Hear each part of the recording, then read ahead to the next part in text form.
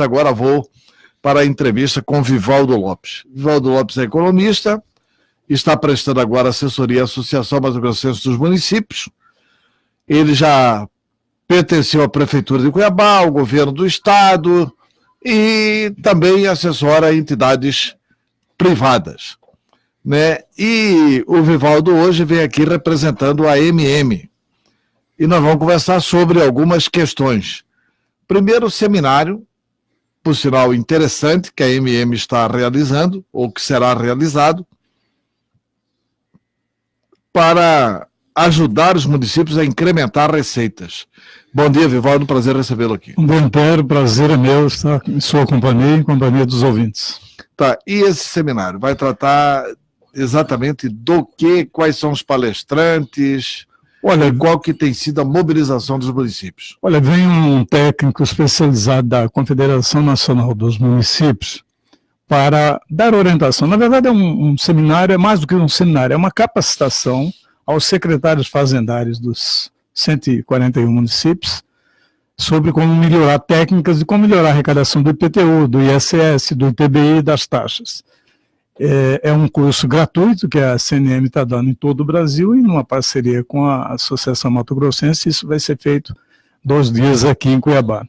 Por que é importante isso, Antero? Porque ao longo do período a gente tem notado que enquanto os municípios se mobilizam muito para correr atrás de receitas, de emendas nos orçamentos da União, emendas no orçamento do Estado e outras movimentações, às vezes está havendo um certo descuido na arrecadação dos seus próprios tributos municipais. Vou dar um parâmetro. Vamos lembrar aí, quais são os tributos municipais? O IPTU, o principal, a maior receita dos municípios é com o ISS, Imposto sobre Serviço. A segunda maior receita dos municípios, isso tirado do FPM, que vem da União, e ICMS, que vem do Estado.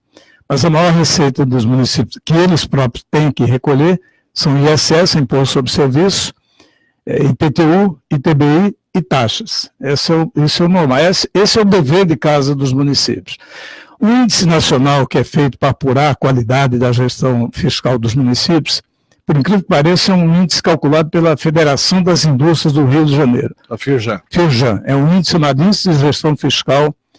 E para calcular esse índice, eles estabelecem pesos para chegar no LO, quanto que cada município tem que ter de despesa de pessoal, de dívida e de arrecadação própria. Então, para ele chegar ao plenitude, um município que arrecada bem, de cada R$100 que ele tem de receita, ele tem que arrecadar de IPTU, de ISS e de seus tributos municipais, 40%. 40%. Esse é o ideal. De cada 100, somando com o IPVA, somando com o ICMS, somando com o dinheiro que vem da União, ele deve arrecadar pelo menos 40%. Na média, aqui em Mato Grosso, os municípios arrecadam 15% só de cada R$100 que eles têm no seu orçamento. Então é muito baixo, é preciso melhorar um pouco. Há casos muito positivos que distorcem até essa média, que é o caso de Cuiabá. Cuiabá sozinho, no estado todo, arrecada-se algo como 800 milhões de reais com ISS, a soma dos 141 municípios, algo em torno de 800 milhões por ano. Só Cuiabá responde por 300 milhões. Enquanto Cuiabá arrecada de ISS 300 milhões por ano, Várzea Grande, por exemplo, arrecada 34. A segunda cidade que mais arrecada ISS é Rondonópolis, que arrecada 67. Então, Cuiabá arrecada 300 milhões de ISS, Rondonópolis, que é a segunda, arrecada 67, e Várzea Grande arrecada menos do que Sinop. Isso caracteriza Cuiabá como uma cidade prestadora de serviços? Prestadora de serviços. Aliás, é um rumo estratégico de Cuiabá, ser uma grande prestadora de serviços, na área da educação, na área de serviços financeiros e na área de saúde, por exemplo. E o ISS reflete bem isso. Mas mais do que Cuiabá ser uma grande prestadora de serviços, ela tem uma máquina muito eficiente e um sistema de gestão tecnológica muito boa para arrecadar os seus próprios tributos. Isso vem se aperfeiçoando ao longo dos últimos 20 anos. Esse sistema foi montado ainda por Roberto França em 99, já mudaram 4 ou 5 prefeitos, o sistema continua, foram contratados mais fiscais, foram treinados. Cuiabá deve ter no seu quadro pelo menos uns 15 a 18 fiscais de tributo que têm curso de mestrado ou doutorado. Então, tem uma máquina boa, tem um sistema bom, tecnológico, e tem uma equipe muito boa.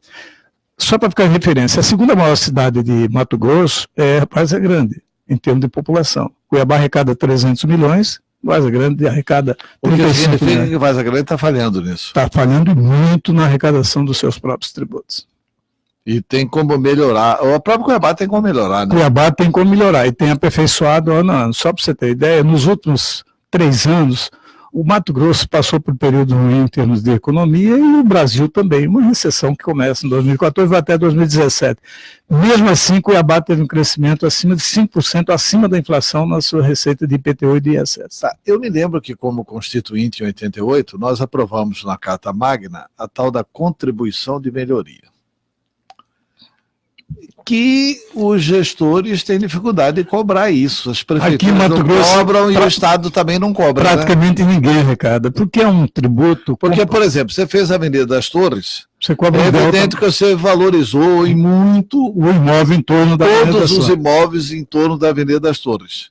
Aí o município não cobra o delta da contribuição de melhoria. Não cobra. Cuiabá, por exemplo, não cobra contribuição de melhoria.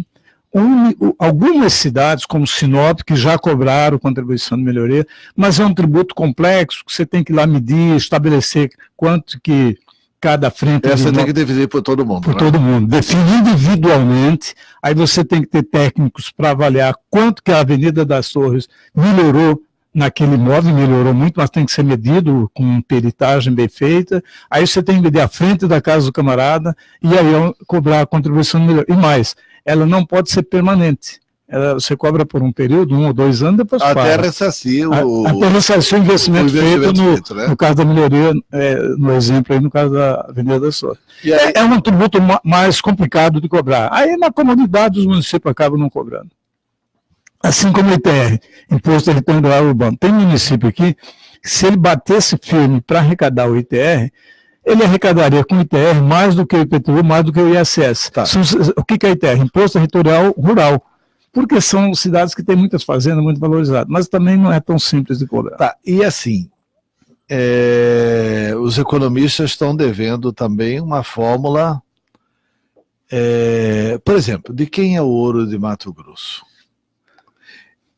E o I1 é imposto municipal, né? Imposto único sobre os minerais vai para o município. Não, não, ele é estadual, né? É estadual? Estadual. Tá bom, mas mesmo o Estado arrecada o quê? Quase nada. Quase nada, e nós temos uma riqueza extraordinária em Mato Grosso. São alguns tributos difíceis de cobrar. O I1, que é um imposto único sobre mineração, sobre diamantes, por exemplo. É porque, primeiro, não há um histórico de boa gestão para você atribuir valor. O DMPM sabe quem que é o dono do Mato Grosso. Sabe, mas não informa o fisco estadual.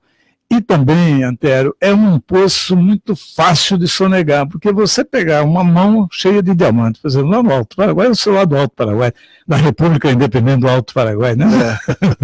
Um lugar que já produziu muita riqueza, né? Com diamante, principalmente. Mas se você pegar, juntar na mão um bocado de diamante, ou esconder em algum lugar, você vai até a Bélgica, onde que é o mercado que controla, o mercado de diamante e ouro, é controlado em 2 lugares do mundo, Tel Aviv, em Israel, e na Bélgica, que controla a compra de ouro e de diamante em qualquer lugar do mundo. Você sai daqui com um punhado de diamante ou ouro e leva até Tel Aviv, até a Bélgica, passando por qualquer fiscalização, mas você leva uma fortuna numa pequena vasilha ou até no bolso do paletó, por exemplo. Pois é. Mas esse é um assunto que, então, o Estado... o Estado poderia arrecadar mais. Não era municipal, não? Não, ele é estadual, mas tem uma pequena volta que vai para o município, mas ela é uma atribuição do Estado. Né? Mas você não arrecada quase nada disso. E uma parte, também tem uma parte federal, né, que também é cobrada. E Mato Grosso não arrecada quase praticamente nada nesse imposto sobre mineração. Pois é, e tendo essa riqueza aurífera aqui desde debaixo dos nossos pés, desde 1719. Com relação ainda a essa possibilidade, o que os municípios precisam fazer, então, para serem mais eficientes? Capacitar os seus técnicos, seus profissionais da área de tributos, capacitarem muito, e botar sistemas tecnológicos. Hoje não dá mais para arrecadar com boleto, com papel, com notificações. Se a prefeitura não se posicionar bem com um bom sistema eletrônico para acompanhar controle de movimentações, tanto do IPTU, especialmente do ISS, não tem solução. Então, ir para o que hoje é normal. Internet, sistemas modernos, inteligentes, que cruzem dados. Por exemplo, hoje você vai numa pousada, por exemplo, em Jucimeira. Ela vai lá, emite notas fiscais e anuncia que teve um faturamento de 20 mil reais naquele mês. Então, ela recolhe 5% sobre 20 mil reais, é o ISS. Mas na nota fiscal está lá 20 mil. Mas se o município tiver um bom sistema que vai à base, o banco de dados da Receita Federal, da Receita Estadual, e ver quanto que aquela pousada recebeu de cartões de crédito, você pode chegar e concluir que ela faturou 200 mil. Porque o cartão de crédito não mente. Quem paga no cartão de crédito, essa informação vai para a base da Receita Federal, vai para a base da Receita Estadual, e você, se você tiver jeito de ver quanto que o Avisa, Mastercard ou outros cartões receberam naquela pousada lá em Jaciara ou em Jucimeira, você cobra o ISS não sobre a nota que ele emitiu, mas sobre a movimentação de cartões. Só que quase ninguém tem esse sistema que vai e entra na base de dados da Receita Federal. Cuiabá faz isso muito bem e notifica o hotel dizendo, olha, você emitiu nota só de 20 mil, mas nós fomos ver pelos cartões de crédito e você faturar 200 mil por mês. Outra coisa inaceitável é esse sigilo entre entes públicos, né? A Receita não cede determinadas informações, a não ser com ordem judicial, e você acabou de dizer aqui que o DNPM não cede as informações da produção aurífera de quem é quem, e quanto que para o fisco estadual. Para o fisco estadual. Acaba tendo que montar uma base própria para ir atrás dos mineradores. Um ente público negando informações ao outro ente público. Quando não nega, o Estado fiscal negando informações ao Estado fiscal. Quando não nega, dificulta, né? Mas é uma realidade. Uma realidade inaceitável, né? Inaceitável. Eu acho que não podia. Eu até apresentei como detalhe do relatório nosso na CPMI do Banestado, onde nós constatamos muita evasão de divisas. A grande parte da evasão de divisas constatada era de laranjas. Eram lavadeiras, cozinheiras e tal, de outras pessoas. que mandaram para fora milhões de dólares. Não eram elas. Porque naquela ocasião tem a conta 5 lá que permitia mandar valores. CC5. Aí o seguinte, impressionante porque a Receita não era informada e, enfim, havia um sigilo ali, remessas baixas. Um sigilo entre instituições. Nós apresentamos o projeto para esse sigilo entre instituições acabar. Não é para divulgar, não. Que a Antero tem tanto na conta, que o Vivaldo tem tanto na conta, é para que o sigilo entre as instituições não exista e facilite a arrecadação do Estado. Que é bom para toda a sociedade. Mas, Vivaldo Lopes, vamos falar aí de outros assuntos. A AMM, eu acho que você não estava na AMM, o Neuriland desenvolveu um grande trabalho junto ao Congresso Nacional sobre essa questão do FEX de Mato Grosso. Exato. Como é que fica isso? O Mato Grosso não pode se ressarcir disso, inclusive em relação ao passado, porque é um assalto anual a Mato Grosso de alguns bilhões de reais. Como é que fica isso? Olha, na verdade eu fiz os levantamentos técnicos que deram suporte àquelas ações políticas do Neuriland com relação à Lei Candir. Vou traduzir esses números. Mato Grosso, por ano, exporta 15 bilhões de dólares. Esse ano, agora, anunciou essa semana as exportações do Mato Grosso em 2018. Mato Grosso exportou 15 bilhões de dólares. Em reais, isso são 62 bilhões de reais. Antes da Lei Candir, que é de 97... O que seria de imposto aqui? Zero. Não, zero agora, porque se fosse de imposto era 7 bilhões 200. 7 bilhões 200. É isso que eu queria saber. Porque na época do Dante cobrava-se imposto. Porque antes aí veio a Lei Candir, parou de cobrar imposto, porque o esporte não exporta imposto. Beleza. Isso ajuda a balança comercial brasileira. Mas atrapalha as finanças dos estados. Mas atrapalha as finanças dos estados. mas atrapalha as finanças do Estado porque eles não fizeram o que prometeram. Não fizeram o ressarcimento. Eles, você está dizendo a União. A União. Em números, então, Antero, de 61 bilhões, antes da Lei Candir, que é de 96, começa a funcionar em 97, o Estado tributava as exportações 13%. Se a gente aplicar 13% sobre 62 bilhões, vai dar 7 bilhões e meio. Esse é o valor que Mato Grosso teria direito caso não houvesse a Lei Candir. Vamos tratar, em vez do 13, que era anterior, o que é a média hoje do tributo estadual, do ICMS, quando sai daqui para outros estados, 12%. Em Minas Gerais, o cálculo que eu fiz lá, nos últimos 10 anos, a cada ano, Mato Grosso deixou de receber 6 bilhões e meio por conta da Lei Candir. Nesse mesmo período, nós tivemos de ressarcimento muito pouco, porque, em média, a União remete para o Estado algo entre 350 a 500 milhões por ano. Isso depois de muita mendicância, de muita bateção de cabeça em Brasília, e normalmente com 30 meses de atraso. Então, por exemplo, o ressarcimento que está lá no FEX, que é um fundo de apoio às exportações, que a União deveria devolver para os estados e municípios, de 2014, chegou aqui em dezembro de 2015. Certo? Então, a União não dá a menor importância para isso. Então, foi elaborado um projeto, e o Neilton apresentou, e depois o senador Wellington apresentou e tramitou bem lá, para que a União ressarcisse isso para os estados. Ele tem um... Tramitou bem, mas não foi aprovado. Não foi, porque está parado lá por conta de forças que o Ministério da Fazenda não quer tirar o dinheiro do caixa para mandar para os estados. E nesse caso eles cobram os 5 anos para trás, o que a lei permite, né, para trás, e daqui para frente. Acho que para trás é mais difícil, ressarcir os 5 anos, mas se do ano que ele tramitou para frente, Mato Grosso passasse a receberia algo entre 4 a 6 bilhões por ano de ressarcimento. Tá certo? Então, seria um ressarcimento razoável. Razoável e que daria uma ainda ideal. Estaria ganhando. Mas aí você tem aquela lógica de que os estados também estão compartilhando, porque há um ganho nacional quando o país aumenta suas exportações. Não, sim, ninguém é contra o Brasil. Mas é preciso devolver uma parte para os estados. Eles não suportam isso.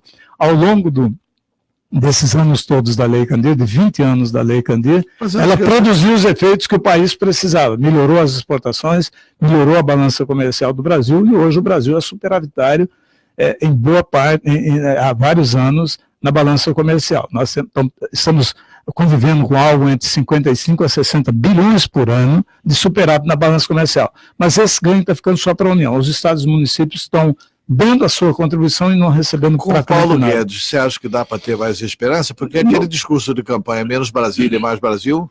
Pois é, eu fiquei animado quando ele começou a falar isso, menos Brasília e mais Brasil. E chegou a falar isso, que uma das formas que ele ia procurar o equilíbrio fiscal do país, Antero, era palavras do Paulo Guedes. Falou na Globo News, porque depois ele parou de falar quando deu aqueles problemas lá, na campanha ainda. E ultimamente ele não tem feito questão de dar entrevista nem falar com ninguém, né? Acho que ele conversa com Deus e provavelmente com o presidente Bolsonaro. Ele disse que uma das formas que ele ia para ajudar a equilibrar o país e tirar pressão sobre Brasília era turbinar, palavras dele, turbinar os cofres dos municípios e dos estados. Dessa forma, os governadores e os prefeitos teriam tanto dinheiro para tocar os seus municípios e estados que não precisariam ir a Brasília. É preciso isso se tornar prático. Mas também tem pouco tempo, pode ser que no segundo semestre a gente ainda tenha isso. Mas ele tem falado, por exemplo, além de ressarcir os estados na questão das exportações, ele disse que ia compartilhar com os estados aqueles ganhos do pré-sal. Por exemplo, hoje, só do pré-sal tem algo em torno de 100 bilhões que vai para a União devido ao acordo feito na época do Lula com a Petrobras. Então, houve ganhos mais do que estavam previstos em alguns campos de petróleo, e a Petrobras tem que devolver para a União 100 bilhões de reais. Esses 100 bilhões, em tese, iriam só para a União. Ele está dizendo que vai repartir um pouco isso com os estados e municípios. Aliás, a grande reforma que precisa se fazer no Brasil, quer dizer, o Mauro Mendes faz uma reforma importante aqui em Mato Grosso, esse pacto para o Mato Grosso é uma posição importante do governo Mauro Mendes. Eu acho que deve melhorar a situação fiscal do Estado. A saúde financeira do Estado, a situação fiscal do mesmo, Estado. Indiscutivelmente, o Mauro Mendes, que está sendo criticado por alguns setores, embora, na minha opinião, esteja sendo aplaudido pela sociedade, ele vai ser aplaudido, inclusive, por esses setores que estão criticando hoje. Eu vejo da mesma forma. Mais à frente. Mas, ainda assim, eu acho que podia ser melhor. Tanto aqui quanto a União. Porque a União mantém cada coisa. A União tem que manter o Itamaraty, que não tem como não manter o Itamaraty. A União é maior... Saúde e educação. Uma das maiores Ministério mobiliárias. da Justiça e tchau, acabar com tudo. E passar o dinheiro para estados e municípios. Que conversa é essa? O ministro Guedes falou que vai privatizar tudo. Ele quer privatizar Banco do Brasil, Caixa Econômica, Correios, Infraero. Não, Correios, Infraero, tudo bem. Agora, o Banco do Brasil, Caixa Econômica e Petrobras, buraco mais embaixo, ele tem dificuldade de passar isso. Tem dificuldade, mas seria interessante, porque hoje, a não ser a Petrobras, que a gente pode até avaliar, mas pessoalmente, pela linha liberal dele, é possível privatizar todos que o mercado vai regular sem problema nenhum. A Petrobras hoje, já é 45% é privatizada. O Banco do Brasil, 40%, o governo detém algo em torno de 40% a 45% do Banco do Brasil. 55% a 60% do Banco do Brasil já é de estrangeiro, já é de acionistas privados. O governo tem um bloco que controla o Banco do Brasil. Mas as ações do Banco do Brasil estão em Nova York. Na hora que tirar o governo, como é que fica essa política, por exemplo, na hora que tirar o governo da Caixa e do Banco do Brasil, como é que ficam as políticas habitacional e do setor produtivo? Pode adequar o BNDES para isso. Eu vou lembrar, Antero, o maior país do mundo, os Estados Unidos, não tem banco privado, não tem banco estatal. Os Estados Unidos não tem, o Canadá não tem, a Alemanha não tem. O Banco Central é estatal. Não, o Banco Central sim, aí tem que ser. Aqui é o nosso caso. Não, aqui o nosso caso, o Banco Central é dos banqueiros. Não é. Não é, ué. Não sei, mas ele é um estatal, ele é controlado. Teoricamente é estatal, mas quem manda atende mais os interesses dos banqueiros. Meirelles era presidente do Banco de Boston, foi ser presidente do Banco Central. Você tem razão. Isso não aconteceria nos Estados Unidos. Porque eu também concordo que se você controlar a moeda aqui, botar o presidente do Banco Central, pode fizer um banco estatal aqui, você controlou. Você pode abrir mão do Banco Brasil. Mas o Brasil entrega. Quer dizer, eu tenho a opinião que pior que os gringos que nos querem comprar são os brasileiros que nos querem vender. Ou nos querem entregar. Né? Nós temos que ir para o intervalo, Marquinhos? Ainda não, né? Então, vamos falar com o Vivaldo agora sobre um outro assunto, Vivaldo, que eu sempre tive curiosidade de perguntar, que é meu amigo pessoal, né? Graças a Deus você jogava no Dom Bosco e não no misto. Apesar de torcer pro misto, né? Apesar de torcer pro misto. Você queria o contrário, queria que Gelson Lopes viesse pro misto e eu ficasse no Dom Bosco. Você jogasse no Dom Bosco. Você pode lembrar, né? Na Copa Gazeta, né? Na Copa Gazeta de Futebol Master. O Lino Pinheiro que teve uma saída genial. Falou, Atero, pois não, Lino. A torcida do misto está pedindo Vivaldo Lopes no Dom Bosco. Imagina eu jogando na Copa Gazeta enfrentando você e Lino Pinheiro comentando. Perdido. Mas é o seguinte, Vivaldo, brincadeira à parte, vamos falar agora sobre uma questão que você fez e que eu acho que trouxe prejuízo a Mato Grosso. Você ajudou o Éder Moraes a fazer. Aquela questão da dolarização da dívida. E esse dia eu ouvi uma entrevista do Éder Moraes dizendo que a favor da dolarização da dívida é proposta por Emanuel Pinheiro na Câmara de Cuiabá, onde não tem início de data de pagamento, não tem taxa, não tem câmbio, não tem trava, não tem controle, não tem final, não tem nada. E ele é a favor desse empréstimo em dólar, quer dizer, totalmente sem controle nosso. Pelo que eu vi do projeto de Cuiabá, ele não tem um projeto, né? Tem apenas uma intenção de tomar financiamento externo. Tá. E com relação à questão de Mato Grosso? Deixa eu contextualizar. Por que foi feito isso? Porque, assim, o Estado agora está reclamando que não tem condições de pagar. Pois é, deixa eu contextualizar, porque é um assunto complexo e com todo o esforço de professor de economia, não é tão simples de explicar num tempo tão curto. Mas vou te contextualizar. Primeiro por que foi feito, vendida parte da dívida em 2010 e concluiu em 2012. Segundo, se não tivesse sido feito, o que seria? Então vamos lá. Na época, Mato Grosso devia, só com um contrato, 3 bilhões para a União, que é a lei de 97, feita na época do governo Dante, conduzido por Walter Albani com meu auxílio entre 96 e 97, alongando por 30 anos o enorme endividamento do Estado. Que foi uma grande solução. Uma grande solução. Porque, salvou o Estado naquela ocasião. Porque o Mato Grosso naquela ocasião pagava 42% e passou a pagar 15%. Baixou para 15% da receita corrente líquida. Mas por que em 2012 precisava... Em função disso até, eu apresentei um projeto no Senado da República que não passou, e eu não sei por que os governadores subsequentes não lutaram por isso, porque basta aprovar na Comissão de Assuntos Econômicos esse projeto e resolve isso para Mato Grosso. Qual que era o projeto?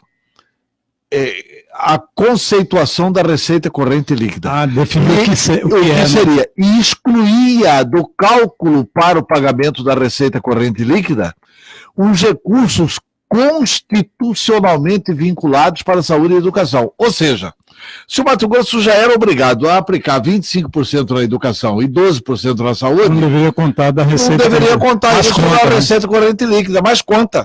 Quer dizer, porque 25% já gastou. É obrigado, né? É obrigado a gastar, então não podia contar com aquilo na receita corrente líquida. Se esse projeto for aprovado, que eu acho que constitucionalmente tem tudo para ser aprovado, facilita bem a vida dos Estados. Facilita bem a vida dos Estados. Agora, bem, naquela ocasião, o contrato estabelecia o seguinte: Mato Grosso era obrigado a pagar 15% da sua receita corrente líquida para a União.